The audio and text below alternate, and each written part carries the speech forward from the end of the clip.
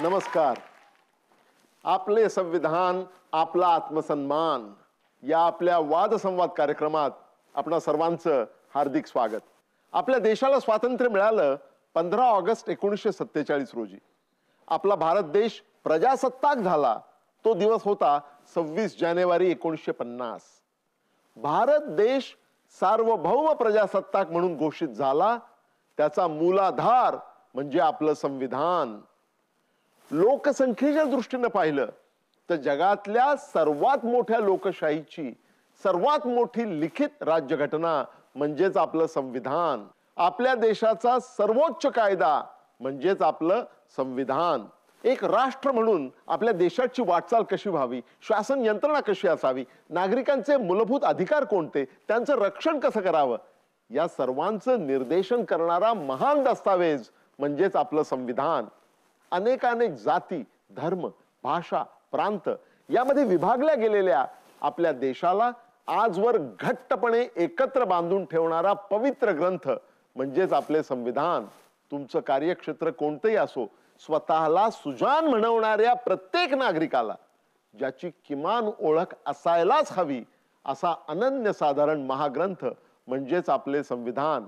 आणि म्हणूनच भारतीय संविधानाचे वेगवेगळे पैलू घराघरात आणि मनामनात पोचवण्यासाठी, तुमच्या मनातल्या शंका कुशंका कायदा तज्ञांच्या माध्यमातून दूर करण्याचा प्रयत्न करण्यासाठी या अभिनव आणि अभूतपूर्व वादसंवाद कार्यक्रमाची निर्मिती करण्यात आलेली आहे. आपले संविधान आपला आत्मसन्मान हा वादसंवाद कार्यक्रम आवर्जून पहा, समजून घ्या, विचार करा आणि भारत देशाचे सुबुद्ध नागरिक व्हा आणि घडवा. नमस्कार. आपले संविधान आपला आत्मसन्मान या आपल्या वादसंवाद कार्यक्रमाच्या पहिल्या भागात आपल्या सर्वांचं हार्दिक स्वागत. आजच्या वादसंवादाचा विषय आहे संविधानानं आपल्याला काय दिलं. या पहिल्या भागात आपण भारतीय राज्यघटना किंवा संविधान याबद्दल सर्वसाधारण चर्चा करणार आहोत. भारतीय संविधानानं आपल्याला नेमकं काय दिलं आणि गेल्या 65 वर्षामध्ये आपण संविधानातून काय घेतलं, आपण संविधान कसं राबवलं, या दोन्ही मुद्द्यांची आपण सविस्तर चर्चा करणार आहोत. आजच्या आपल्या या चर्चेत आपल्या सोबत आहेत सर्वोच्च न्यायालयाचे माजी न्यायमूर्ती श्री पी.बी. सावंत, विचारनेते ॲडव्होकेट प्रकाश आंबेडकर, खासदार श्री हुसेन दलवाई, लेखक विचारवंत फादर दिब्रिटो, माजी सनदी अधिकारी आणि अभ्यासक श्री अविनाश धर्माधिकारी. आपल्या वादसंवाद कार्यक्रमात सर्व ज्येष्ठ तज्ञांचं हार्दिक स्वागत. पहिला प्रश्न न्यायमूर्ती पी.बी. सावंत यांना. जस्टिस सावंत, भारतीय राज्यघटनेची म्हणजे आपल्या संविधानाची ठळक वैशिष्ट्य काय सांगता येतील आणि भारतीय संविधानाचं वेगळेपण नेमकं कशात आहे? सारांश रूपानं आपण याची कशी मांडणी कराल? जस्टिस सावंत. आपल्या संविधानानं या देशाला कुठल्याही सुसंस्कृत आधुनिक राष्ट्राला जे जे पाहिजे ते सर्व दिलेलं आहे. आमच्या सरनाम्याने हे घोषित केलेलं आहे की आम्हाला या देशामध्ये लोकशाही, समाजवादी, धर्मनिरपेक्ष लोकसत्ताक निर्माण करायचं आहे. आमच्या संविधानानं या देशामध्ये संयुक्त राज्यसंघ निर्माण केलेला आहे. म्हणजे ज्याला फेडरल किंवा फेडरेशन युनियन असं म्हणतात, ते फेडरेशन निर्माण केलेलं आहे. वैशिष्ट्य आमच्या फेडरल सिस्टीमचं असं आहे की राज्यांना स्वायत्तता दिलेली आहे आणि केंद्राकडे काही सत्ता राखून ठेवलेली आहे. परंतु आमच्या संयुक्त राज्य संघाचं वैशिष्ट्य हे आहे की आणीबाणीच्या काळामध्ये ती एकसंघही करता येते आणि त्यामुळे राज्याला दिलेले विषय त्याचप्रमाणे सामायिक जे विषय आहेत त्या सर्व विषयामध्ये सेंट्रल आपले अधिकार वापरून राज्यकारभार करू शकतं. दुसरं असं की आम्ही संसदीय राजकारणाची किंवा संसदीय लोकशाहीचा स्वीकार केलेला आहे. राष्ट्राध्यक्षीय लोकसत्तेचा नाही. याचा अर्थ असा आहे की आमचं मंत्रिमंडळ हे संसदेला किंवा विधिमंडळाला जबाबदार असतं. तर अमेरिकेच्या राष्ट्राध्यक्षीय पद्धतीमध्ये तिथलं मंत्रिमंडळ हे राष्ट्राध्यक्षाला जबाबदार असतं. तिसरं वैशिष्ट्य असं आहे की आमच्या संविधानामध्ये मूलभूत हक्कांची सनद दिलेली आहे. त्याचप्रमाणे मार्गदर्शक तत्वही दिलेली आहे. पुढं आपण मार्गदर्शक तत्वचं एक प्रकरण या घटनेमध्ये समाविष्ट केलेलं आहे. ही कल्पना आपण आयरिश घटनेतून घेतलेली आहे. ही मार्गदर्शक तत्व जरी आपल्याला न्यायालयातर्फे राबविता येणार नसली, अंमलबजावणी त्याची करता येत नसली, तरी असं स्पष्टपणे म्हटलेलं आहे की शासन, मग ते राज्य शासन असो केंद्र शासन असो, ही मार्गदर्शक तत्व आपला राज्यकारभार करत असताना मूलभूत तत्व म्हणून आपल्या नजरेसमोर नेहमी ठेवतील आणि त्याप्रमाणे आपला कारभार करतील. म्हणजे कुठलाही कार्यक्रम आखायचा असेल, अगदी योजना आखल्याच्या असतील, प्रकल्प जरी करायचे असतील, तरी या मूलभूत अधिकारांशी सुसंगत असाच कारभार हे शासन करेल याची नोंद घेण्यात आली. तेव्हा ही जी आमची वैशिष्ट्ये आहेत ही तसं पाहता आपण जर अमेरिकन कॉन्स्टिट्यूशन किंवा इतर कॉन्स्टिट्यूशन यांच्याशी तुलना केली तर वैशिष्ट्यपूर्ण आहे. जस्टिस सावंत, आपण अतिशय उत्तम असं ज्याला बर्ड्स आय व्ह्यू किंवा सिंहावलोकन म्हणता येईल असं आपण सगळ्या भारतीय संविधानाचं सिंहावलोकन आपण सादर केलेलं आहे. याला जोडूनच पुढचा प्रश्न तुम्हालाच विचारतो जस्टिस सावंत. भारताला ज्यावेळी स्वातंत्र्य मिळालं त्यावेळी विन्स्टन चर्चिल यांनी असं भाकीत केलं होतं की 18 पगड जाती धर्मात विभागलेला भारत देश एक लोकशाही राष्ट्र म्हणून उभाच राहू शकणार नाही आणि उभा राहिला तरी टिकू शकणार नाही.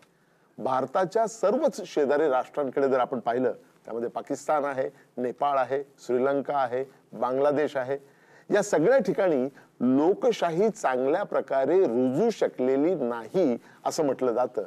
त्याउलट आपल्या भारत देशामध्ये मात्र अनेक उणीवा असल्या तरी सुद्धा लोकशाहीनं चांगलं मूळ धरलेलं आहे. याचं नेमकं कारण काय जस्टिस सावंत? विन्स्टन चर्चिलचं हे वक्तव्य हे भारतीयांबद्दल त्याचा जो द्वेष होता आणि कुत्सितपणा होता त्याच्याशी सुसंगत आहे. परंतु भारतीयांनी स्वतः एवढी मोठी घटना बनवून आणि ती राबवून त्याला ठोसपणे उत्तर दिलेलं आहे. वा, धन्यवाद जस्टिस सावंत. ब्रिटिशांकडून जे काही स्वातंत्र्य मिळालं ते असताना इथल्या सर्वसामान्य माणसांना मिळालं. समाज व्यवस्था गेली जी 2500 वर्ष असा आपण त्याचा नेहमीच उल्लेख करत असतो, त्याच्यामध्ये संविधानाने काय दिलं असेल तर ही गुलामी सगळ्यांची नष्ट केली. पुढच्या प्रश्नाकडे वळूया. पुढचा प्रश्न आहे ॲडव्होकेट प्रकाश आंबेडकर यांच्यासाठी.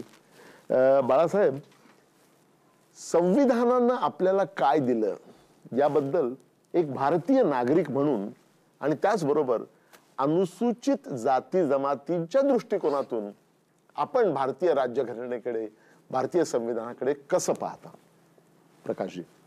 एक पहिल्यांदा मी असं इथे नमूद करतो की ब्रिटिशांकडून जे काही स्वातंत्र्य मिळालं ते असताना इथल्या सर्वसामान्य माणसांना मिळालं. त्यांनी देशाचे असणारे 2 भाग केले, एक पाकिस्तानचा केला आणि एक भारताचा केला. आणि भारतातल्या लोकांना सांगण्यात आलं की तुम्ही असणारं तुमचं राज्य कसं असावं ते त्यांनी ठरवावं. याच्यामधला सगळ्यात महत्त्वाचा भाग असं मी मानतो या ठिकाणी की समाजव्यवस्था गेली जी 2500 वर्ष असा आपण त्याचा नेहमीच उल्लेख करत असतो, त्याच्यामध्ये सर्वच माणसं गुलाम होतीत असं मी त्या ठिकाणी मानतो. मग तो राजकीय काही गुलामीमध्ये होते, काही असणारे सामाजिक गुलामीमध्ये.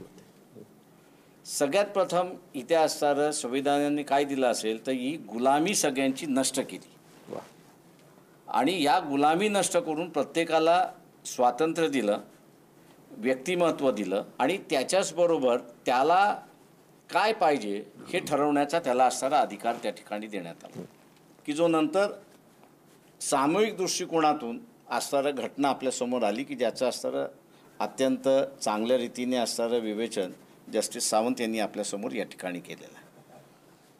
मागासवर्गीयांच्या दृष्टिकोनातून ज्यावेळेस मी असणारा या घटनेकडे पाहतो त्यावेळेस या मागासवर्गीयांची शारीरिक गुलामगिरीबरोबरच त्यांची मानसिक गुलामगिरी होती.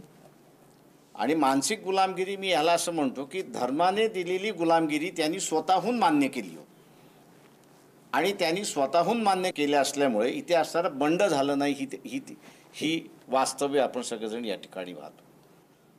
तर त्याला पहिल्यांदा की मी माणूस आहे आणि माणसाचे सुद्धा अधिकार आहेत की ज्याला आपण आता ह्युमन राईट्स म्हणून असताना म्हणतो, ते अधिकार आहेत आणि ते अधिकार मी असताना या ठिकाणी अंमलबजावणी केली पाहिजे आणि त्याच्यातून मला असणारा मुक्तता होणं हा त्याच्यातला भाग आहे.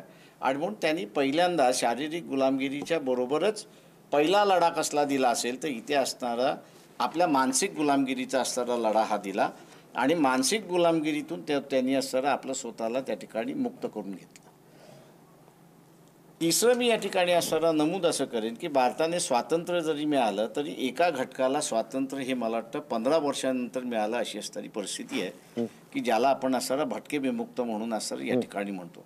आणि म्हणून मी हा समूह जो आहे त्या समूहाच्या दृष्टिकोनातून ज्यावेळेस असणारा बघतो तर त्याला स्वातंत्र्य हे असणारं 1950 साली मिळालं नाही, तर त्याला असणारं स्वातंत्र्य हे असणारं 1962 साली मिळालं की ज्यावेळेस सोलापूरमध्ये पंडित जवाहरलाल नेहरू यांनी येऊन तिथली असणारी त्यांचं जे कुंपण होतं ते कापलं, त्यावेळेस त्यांना असणारं स्वातंत्र्य मिळालं असं मी मानतो. किंवा संविधानाने या सगळ्या समूहाला आपले अधिकार इस्टॅब्लिश करण्यासाठी, जे आपले अधिकार त्या ठिकाणी अंमलबजावणी करण्यासाठी ही एक संधी दिली असं मी त्या ठिकाणी असणारं पाहतोय अशी असणारी परिस्थिती आहे.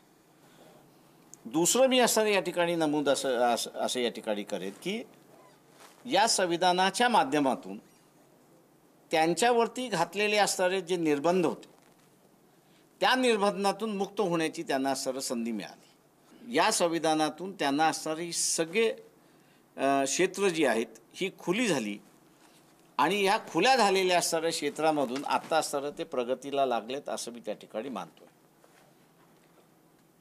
तिसरा मुद्दा मी असणारा या ठिकाणी असणारा मानतोय त्या ठिकाणी की ही सगळी व्यवस्था जी आहे ती एक बंदिस्त व्यवस्था होती की ज्याच्यामध्ये आपल्याला असणारं हलता येत नव्हतं. म्हणजे ज्याला बाबासाहेबांनी असणारं इमारत अशी म्हटली की ती बिल्डिंग आहे पण त्या बिल्डिंगमध्ये त्या इमारतीमध्ये जिनाच नाही अशी असणारी परिस्थिती आहे. म्हणजे ज्या कप्प्यामध्ये तुम्ही आहात त्याच कप्प्यामध्ये तुम्ही राहिला पाहिजेत.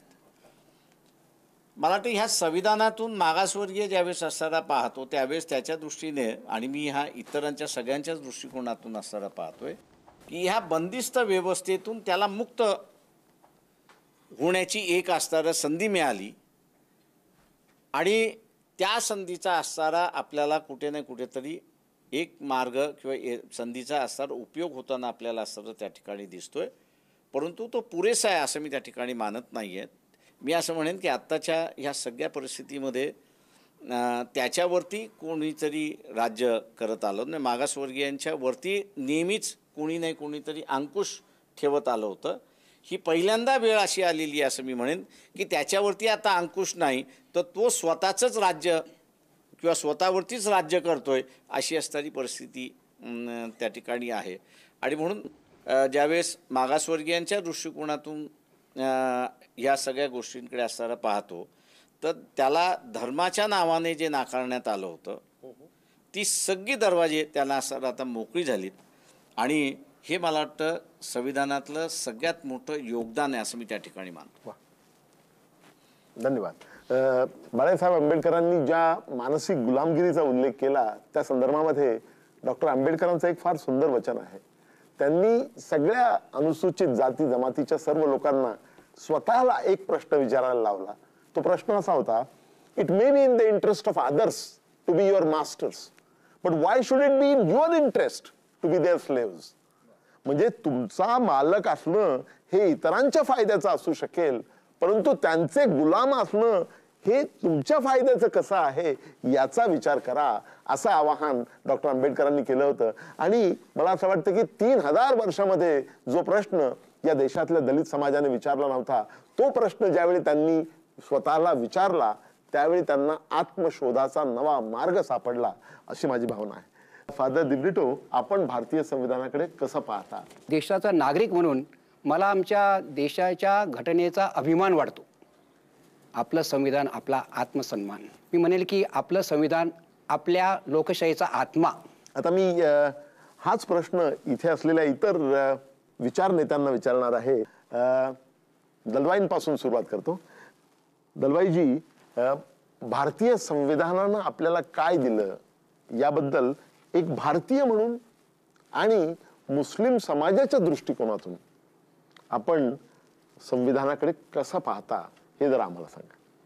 खरं सांगायचं तर भारतीय संविधानानं आपल्याला खूप काय दिलेलं आहे.